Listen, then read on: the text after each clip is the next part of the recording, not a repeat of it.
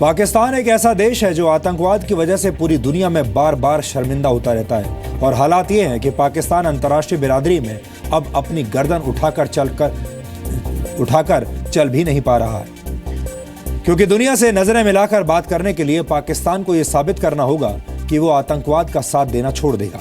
लेकिन पाकिस्तान ऐसा कभी नहीं करेगा, क्योंकि उसे आतंकवाद की लत लग चुकी है।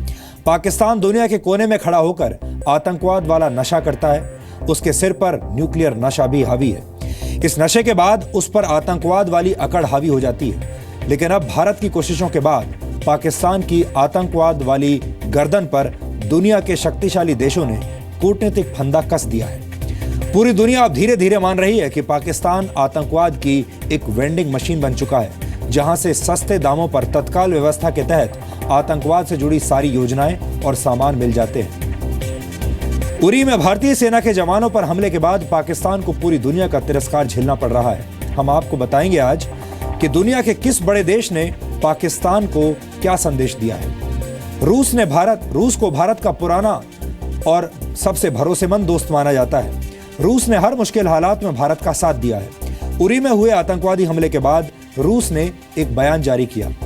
इस बयान में रूस ने हमले में मारे गए जवानों और घायल लोगों के प्रति संवेदना प्रकट की है और हमले की निंदा भी की है। लेकिन रूस ने पाकिस्तान के लिए जिन शब्दों का इस्तेमाल किया है, हम उनकी तरफ आपका ध्यान खींचना चाहते हैं। रूस ने कहा है कि पठानकोट एयरबेस पर हमले के बाद से वो भारत में लाइन ऑफ कंट्रोल के पास हो रहे आतंकवादी हमलों से चिंतित है और ये अपने आप में अलार्मिंग है, यानी खतरे की निशानी है। रूस ने आगे लिखा है कि नई दिल्ली के मुताबिक इस हमले को पाकिस्तान की जमीन से अंजाम दिया गया है, यानी रूस ने पाकिस्तान का नाम लेकर इस हमले की आलोचना की है, जो कि एक बड़ी बात है।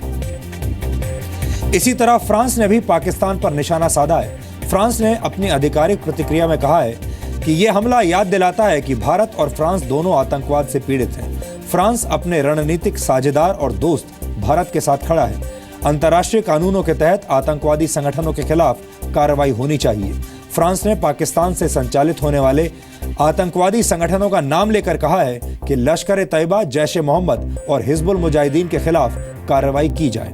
यानी फ्रांस ने भी माना है कि इस हमले को पाकिस्तान की धरती से ही अंजाम दिया गया है, क्योंकि उसने जिन 3 संगठनों का नाम लिया है वो पाकिस्तान के ही हैं और पाकिस्तान की धरती से ही चलते हैं। जर्मनी ने कहा है कि वो आतंकवाद के खिलाफ लड़ाई में भारत के साथ खड़ा है और जिस भी देश की जमीन से आतंकवादी घटनाओं को अंजाम दिया जा रहा है, उसे आतंकवादियों के खिलाफ निर्णायक कार्रवाई करने की जिम्मेदारी लेनी होगी। यानी जर्मनी ने भी पाकिस्तान को इशारों में समझा दिया है कि उसे आतंकवाद का प्रचार प्रसार रोकना होगा। कल डीएनए में हमने आपको बताया था कि भारत पाकिस्तान का कूटनीतिक इलाज ढूंढ रहा है। भारत की कोशिश है कि पाकिस्तान दुनिया की नजरों में एक पराया स्टेट बन जाए, यानी एक ऐसा देश जिसके साथ कोई दूसरा देश संबंध नहीं रखना चाहता। और अब भारत की इस कोशिश का असर होने लगा है।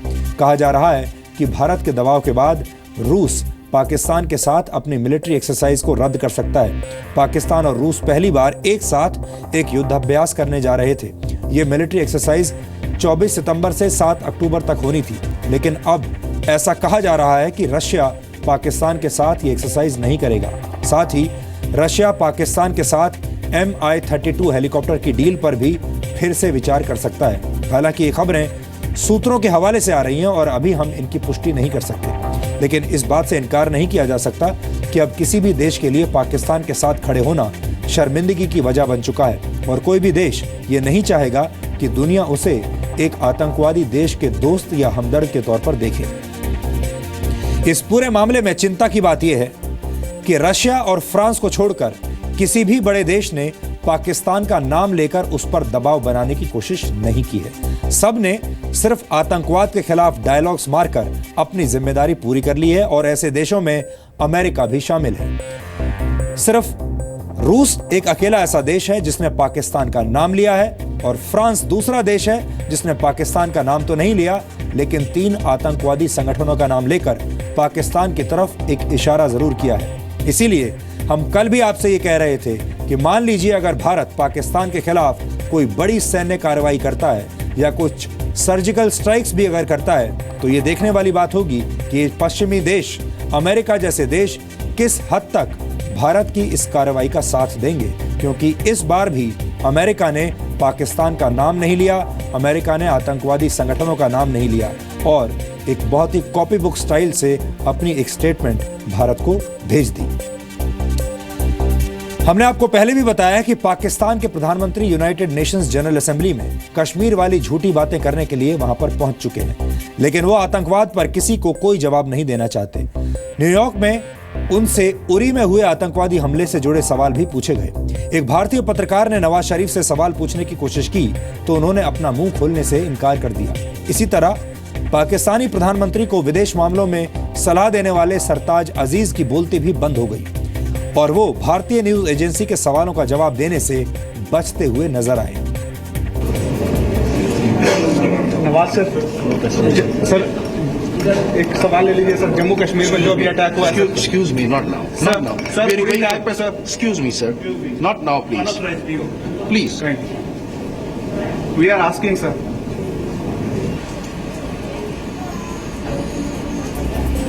तो आपने देखा नवाज शरीफ जब यूनाइटेड नेशंस पहुंचे, न्यूयॉर्क पहुंचे, तो उनसे एक भारतीय पत्रकार ने सवाल किया उरी के बारे में और उन्होंने ऐसे अपना हाथ ऊपर किया और उस पत्रकार को रोक दिया और उसके बाद वहां पर जो सिक्योरिटी के लोग थे उन्होंने उस पत्रकार को वहीं पर रुक जाने के लिए कहा और नवाज शरीफ आगे निकल गए। जाहिर है वो इस बारे में बात क्यों करना चाहेंगे। आतंकवाद से जुड़े सवालों पर चुप्पी साधने वाले नवाज शरीफ कल संयुक्त राष्ट्र महासभा में भाषण देंगे और हमेशा की तरह अपने भाषण में नवाज शरीफ कश्मीर का ही जिक्र करेंगे।